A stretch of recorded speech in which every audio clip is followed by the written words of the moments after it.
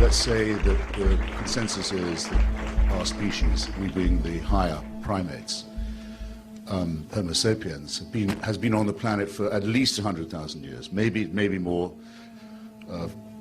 Francis Collins says maybe 100,000. Richard Dawkins thinks maybe 250,000. I'll take 100,000. In order to be Christian, you have to believe that for 98,000 years, our species suffered and died, most of its children dying in childbirth, most other people having a life expectancy of about 25, dying of their teeth, famine, struggle, bitterness, war, suffering, misery, all of that. For 98,000 years, heaven watches it with complete indifference.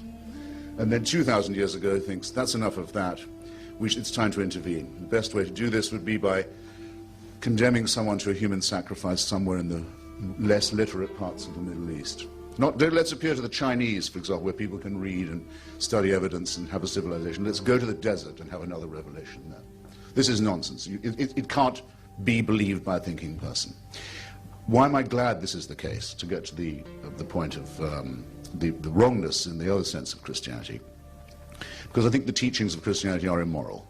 The central one is the most immoral of all. That is the one of vicarious redemption. You can throw your sins onto somebody else.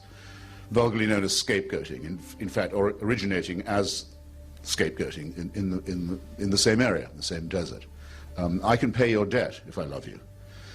I can serve your term in prison if I love you very much. I can volunteer to do that. I can't take your sins away because I can't abolish your responsibility, and I shouldn't offer to do so. Your responsibility has to stay with you. There's no vicarious redemption. There very probably, in fact, is no redemption at all. It's just a part of wish thinking, and I don't think wish thinking is good for people either. It even manages to pollute the central question, the word I just employed, the most important word of all, the word love, by making love compulsory, by saying you must love. You must love your neighbor as yourself, something you can't actually do, but you'll always fall short, so you can always be found guilty.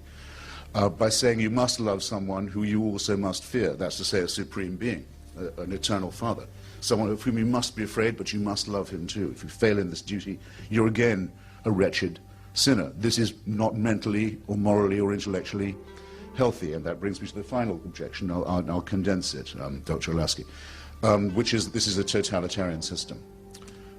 If there was a God who could do these things and demand these things of us, and who was eternal and unchanging, we would be living under a dictatorship from which there was no appeal, and one that could never change, and one that knows our thoughts and can convict us of thought crime and condemn us to eternal punishment for actions that we are condemned in advance to be taking.